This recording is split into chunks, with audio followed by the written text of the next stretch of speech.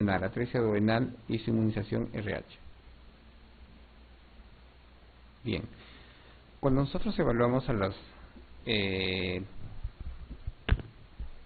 nos hacen las interconsultas para los trabajos de parto o las cesáreas programadas, para nosotros es importante conocer o reconocer algunas manifestaciones propias de la etapa prenatal. Entonces, como ustedes, si ustedes se forman como pediatras o neonatólogos, no solo deben conocer todo lo que sucede, los eventos que puedan pasar después del nacimiento, también es importante la perinatología, todo lo que va alrededor del nacimiento. Entonces, es importante que nosotros podamos reconocer cuando un líquido es normal o cuando un líquido es patológico. Cuando es patológico hablamos de oligoamnios o poliamnios. Entonces, ¿en qué situaciones se puede presentar el poliamnios y en qué situaciones el oligoamnios? Recuerdan ustedes que el líquido amniótico lo produce el feto y es básicamente la orina del feto. Entonces, hay una producción continua. Entonces, si produce en forma continua, también tiene que haber una fuga en forma continua. Y el feto deglute el líquido amniótico y se forma, ¿no?, el líquido amniótico y también se va deglutiendo. Entonces, es lo normal. Si cualquiera de estas dos partes se altera, entonces se va a producir oligoamnios o poliamnios. Entonces, si el bebé no deglute, se produce poliamnios. Si el bebé no orina o por cualquier situación disminuye la producción de líquido amniótico, se produce oligoamnios. Entonces, para eso ustedes les hacen, o los ginecólogos, los obstetras hacen su evaluación y van midiendo el líquido amniótico, que es el ILA, y van viendo cuánto, van cuantificando el ILA y de alguna manera nos orienta y determina alguna cromosomopatía. Entonces, muchos de los bebés que tienen malformaciones del sistema nervioso central, malformaciones del aparato respiratorio, gastrointestinal alto, están asociados o relacionados a poliamnios.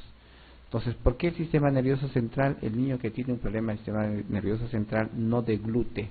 El feto, perdón, no el niño, el feto que tiene un problema del sistema nervioso central no deglute, o una malformación del sistema nervioso central no deglute. Si no hay deglución, se incrementa el líquido amniótico. Cuando hay problemas del tubo digestivo, respiratorio, sean básicamente en forma mecánica, puede ser, si es del tubo del aparato respiratorio, es algo mecánico, los quistes aromatoideos, el secuestro pulmonar, los quistes congénitos, las bulas congénitas comprimen y no dejan que pase el líquido amniótico y se produce poliamnios. La hernia diafragmática también. Si hablamos del tubo digestivo, es la atresia la más frecuente, la atresia de esófago y la atresia duodenal, o un problema a nivel de estómago. Entonces, todo eso incrementa el riesgo de poliamnios. Entonces, cuando ustedes vean o escuchen poliamnios, y pregúntenle al ginecólogo, al obstetra, qué cosa más se ha encontrado aparte de poliamnios. ¿Tendrá el niño alguna malformación del sistema nervioso central, del aparato digestivo o respiratorio? Si hablamos de oligoamnios, básicamente es un problema renal o un problema de hipoplasia pulmonar que está relacionado con los problemas renales. Entonces, con todo esto, la trisomía 18 incrementa el riesgo de oligoamnios, la anencefalia incrementa el riesgo de oligoamnios. ¿Qué va a producir la anencefalia? Poliamnios, ¿no? Incrementa el riesgo por falta de deglución. La atresia duodenal incrementa el riesgo de poliamnios, de oligoamnios, perdón. ¿Qué va a producir? Oligo o poli la atresia duodenal. Poli, ¿no? La isoinmunización RH podrá producir, no siempre, lo que produce más son hidros fetal, la acumulación de líquido a nivel del producto, pero no está relacionado, pero sí podría estar relacionado más a poli que oligo. Entonces, la hipoplasia pulmonar como malformaciones del sistema renal están relacionados a oligoamnios, ¿sí? Los senos paranasales que se encuentran desarrollados al nacer son maxilares y etmoidales, esfenoidales y maxilares, frontales y etmoidales, esfenoidales y etmoidales y frontales y maxilares.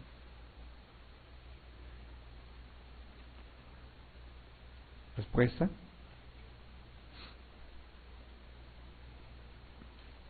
Bien, todos los senos están desarrollados inmediatamente nace el bebé.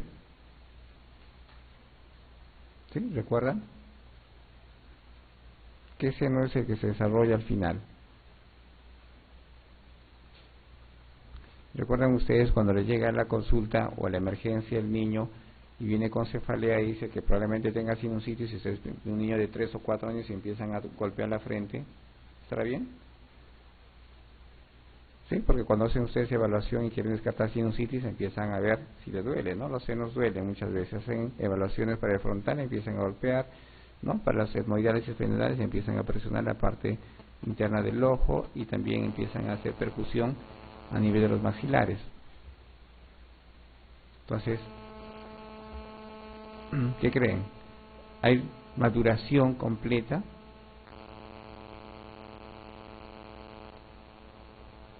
No. Entonces, el niño nace con senos maxilares y etmoidales.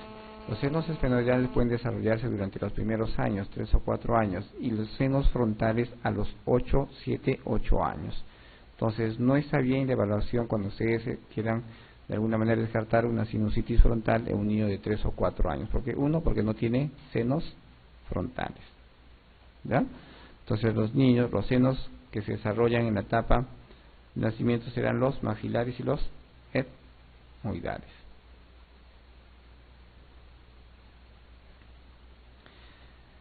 El diagnóstico precoz de luxación congénita de cadera se basa sobre todo en asimetría de los pliegues glúteos, test de Ortolani positivo, leve acortamiento de una extremidad, estudio radiológico, limitación de la aducción. Bien. ¿La asimetría de pliegues hace diagnóstico de luxación congénita? No. ¿Leve acortamiento de una extremidad? Tampoco. ¿El estudio radiológico para hacer un screening en el momento del nacimiento? No. ¿Limitación de la aducción? No. Entonces, ¿qué deben hacer ustedes para descartar la maniobra de Ortolani? Entonces, si la Ortolani es positivo y ustedes sospechan ilustración congénita, se incrementa más en el sexo femenino, el riesgo en el sexo femenino y la presentación podálica, ¿no? Entonces, ya una vez ustedes de alguna manera sospechando con Ortolani positivo, pueden pasar a solicitarle una ecografía al mes, a los 2 meses o a los 3 meses y descartar luxación congénita de cadera.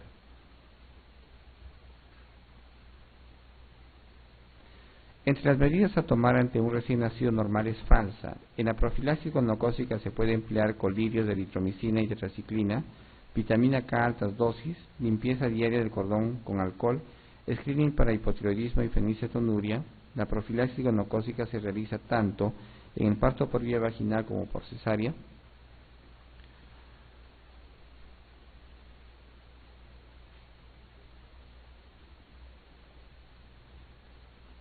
Respuesta. Profilaxis gonocócica para todos los niños con colirios o gotas, sí. Vitamina K altas dosis, no. ¿Cuál es la dosis de la vitamina K en el recién nacido a término? Es 1 miligramo, ¿sí? Y en el prematuro 0,5 miligramos. ¿Limpieza diaria del cordón con alcohol? Sí. Entonces limpian ustedes con alcohol de 70 grados, no usen alcohol yodado, incrementa el riesgo de hipotiroidismo, ¿no? Solo alcohol puro, ¿no? Y pueden limpiar 2 o 3 veces al día. Paradójicamente, si ustedes limpian demasiado o incrementan la frecuencia de la limpieza del cordón umbilical, disminuyen, ¿no?, el tiempo de caída. Esto porque ustedes van a remover los neutrófilos que son los responsables de la caída del cordoncito. La caída responsable de la momificación son los neutrófilos. Entonces, si ustedes limpian con mucha frecuencia, demoran más la caída. Entonces, 2 a 3 veces está bien. ¿El screening metabólico para hipotiroidismo y fenilcetonuria? Sí, hemos hablado que los problemas metabólicos, si bien es cierto, son enfermedades muy raras, pero se pueden presentar en cualquier niño. No sabemos, papá, mamá puede ser sano y el bebé puede tener un problema metabólico. Es por eso que se hace el screening metabólico de la más frecuente, por lo menos en nuestro medio, que es el hipotiroidismo y la insuficiencia suprarrenal. También deben hacerse fenilcetonuria, galactosemia. Acá ponen fenilcetonuria porque probablemente, es una pregunta del MIR, sea en España, así como el hipotiroidismo, la fenilcetonuria sea un problema metabólico frecuente, ¿ya? Entonces, en nuestro medio, por lo menos dentro de lo que es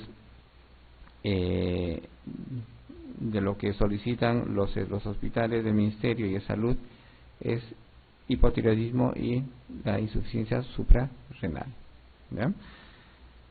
Pueden hacer ustedes screening no solo para 2, pueden hacer para 6, para 20, para 40, hasta para 60 enfermedades. Obviamente va a depender de ustedes si quieren ampliar el estudio o el screening. La profilaxis gonocócica se realiza tanto por vía vaginal como por cesárea. Sí, entonces siempre. ¿Ya? Entonces no hay distinción, así sea cesárea, deben hacer ustedes profilaxis ocular. ¿Sí? La respuesta es la B. En la adaptación de recién nacido a la vida extrauterina, el periodo de poca respuesta comprende entre y la frecuencia cardíaca disminuye a. Respuesta. Entonces hablamos de los periodos de reactividad, los periodos, el primer periodo de reactividad y el segundo periodo de reactividad. ¿Sí? Entonces el primer periodo de reactividad se da generalmente en las primeras horas, ¿no? Puede durar 2 horas, un poco más, luego desciende la frecuencia cardíaca, está un poco más tranquilo el bebé y hay un segundo periodo de reactividad después de las 6 horas. En la adaptación del recién nacido a la vida extrauterina, el periodo de poca respuesta comprende entre y la frecuencia cardíaca puede disminuir durante este periodo de poca respuesta. ¿Ya? Generalmente se da en los primeros 15 minutos a las 2 horas y la frecuencia puede modificarse. Entonces va a haber un periodo, después de eso hay una respuesta, luego simpática y también parasimpática incrementando la respuesta, ¿no? Entonces, la segunda, pasando este periodo, los bebés empiezan a tener más frecuencia cardíaca, más respiración y también hay cialorrea y actividad, ¿no? Parasimpática. La respuesta es la D.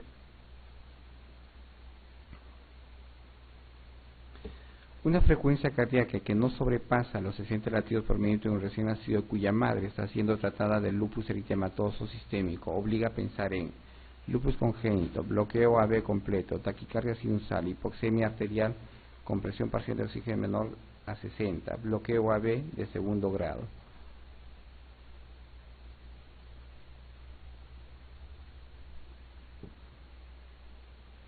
Respuesta. Bien, las colagenopatías son enfermedades crónicas que de alguna manera dificultan el término del producto. Entonces muchas veces se tiene que suspender el embarazo por alteraciones o la presencia de anticuerpos que se dan en la mamá y que pasan rápidamente al producto.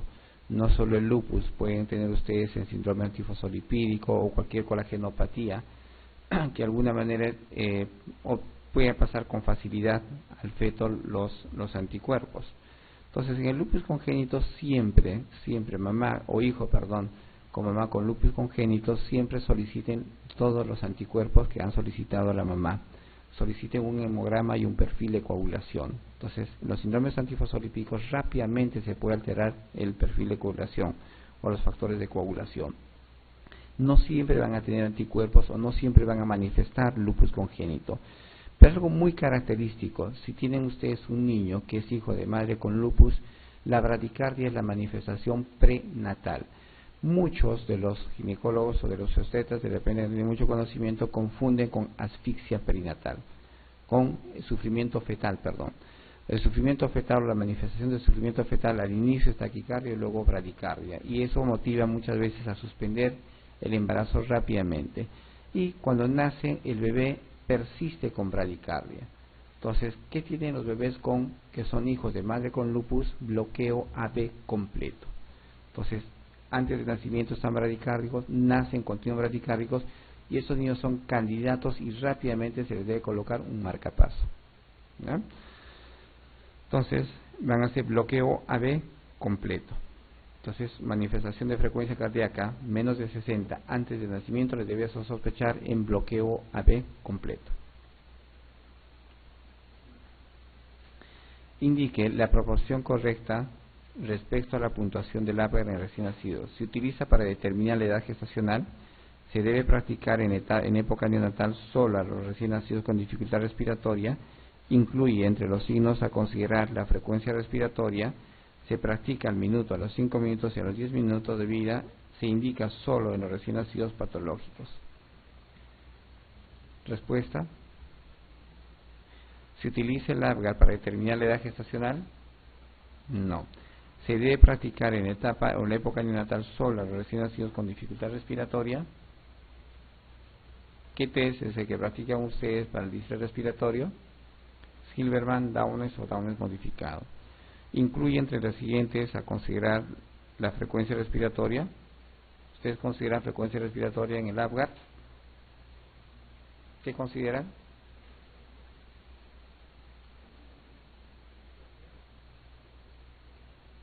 ¿No? ¿Cuántos son? 5, ¿no? Frecuencia cardíaca, ¿qué más? El tono muscular, el color, respuesta a estímulos, ¿no? Los reflejos.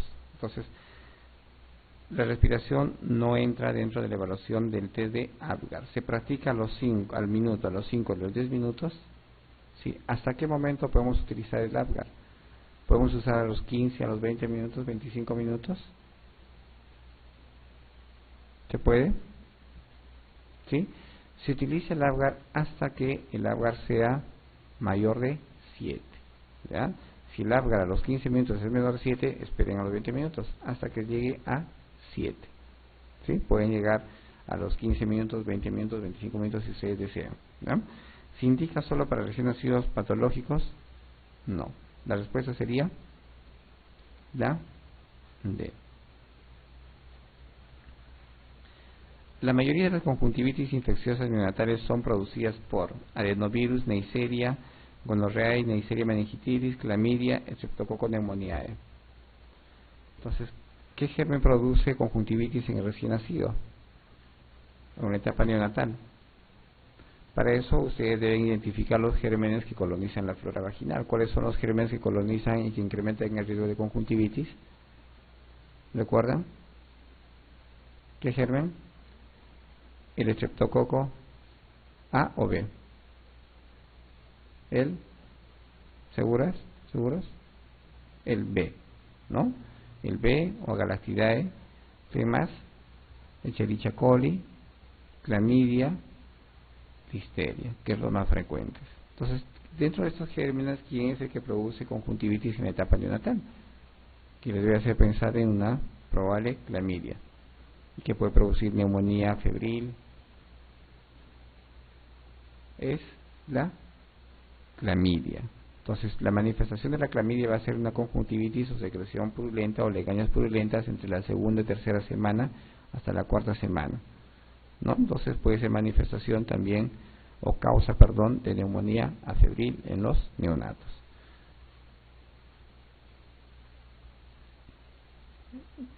¿Qué les llama la atención?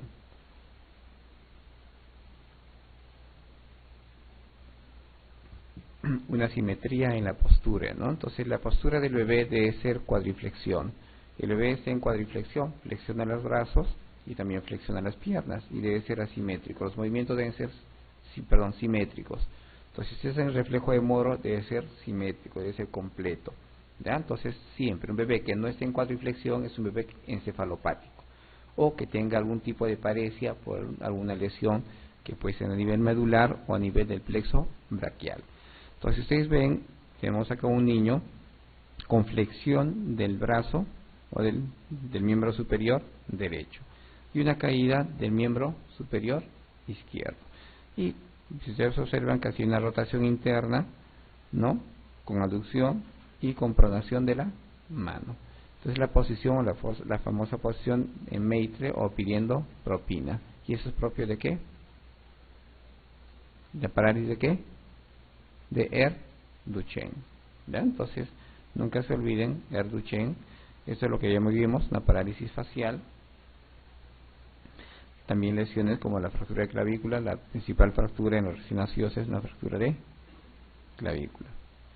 Bien, el diagnóstico diferencial entre tumor serosanguíneo y cefalohematoma por el sitio de localización en la cabeza del recién nacido, nos orientamos al segundo diagnóstico por localizarse en el tejido celular subcutáneo, ser una infiltración serosanguínea, localizarse entre el periósteo y el hueso, la localización suprameningea, localizarse siempre en la región frontal. Entonces, ¿qué diferencia del caput con el cefalohematoma? Entonces el caput, recuerdan el caput es, ¿no?, acumulación de líquido básicamente, es edema, se desplaza por la línea o se desplaza por toda la cabecita, o pueden desplazar ustedes las suturas. La localización generalmente es parietal o es indistinta y rápidamente desaparecen 1 o 2 días y no tienen ninguna repercusión. Y el cefalohematoma es una localización que está por debajo del periósteo y por encima del hueso, es subperióstico, ¿no?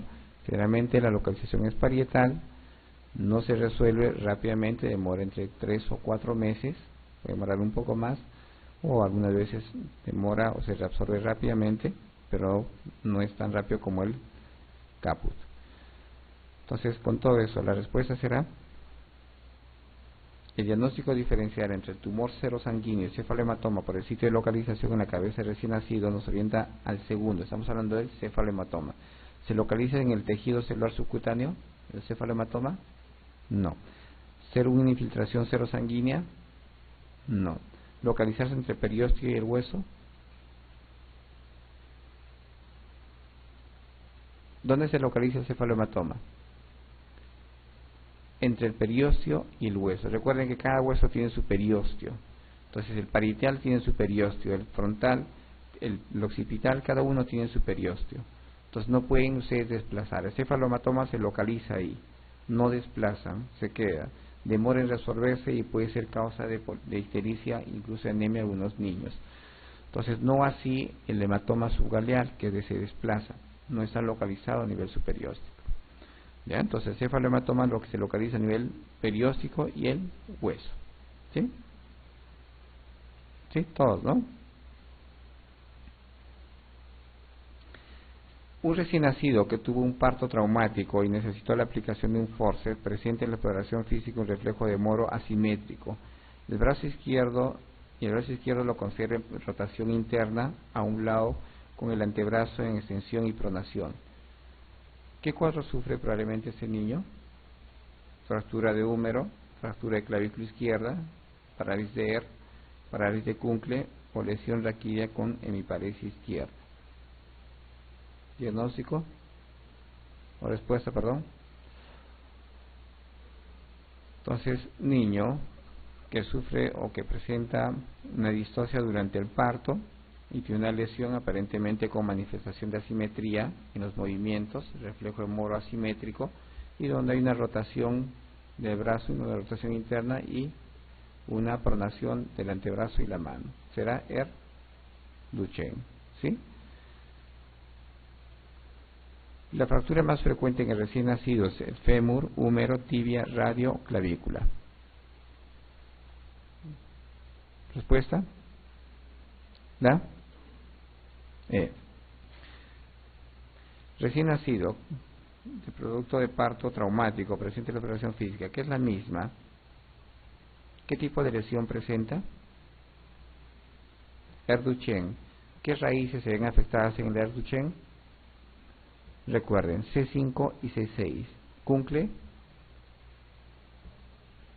Ahí está la respuesta. Si ustedes recuerdan, la diapositiva anterior, parálisis de Kunkel, que es la D, entonces era lesión del C7, C8 y D1. ¿Qué parálisis asociado a parálisis del frénico? Duchenne. Recuerden eso. ¿Ya? En relación a la parálisis de Duchenne, señale lo correcto, se lesiona las raíces C7 y C8. Es la forma menos frecuente de la lesión del plexo braquial. Se lesiona las raíces C5, C6. La mano se presenta en flexión sin movimientos digitales. Hay anestesia superficial. En Duchenne, ¿qué es lo que se lesiona? Las raíces. Respuesta. La C. ¿Ya? Parece que hay un error. ¿Ya? La respuesta es la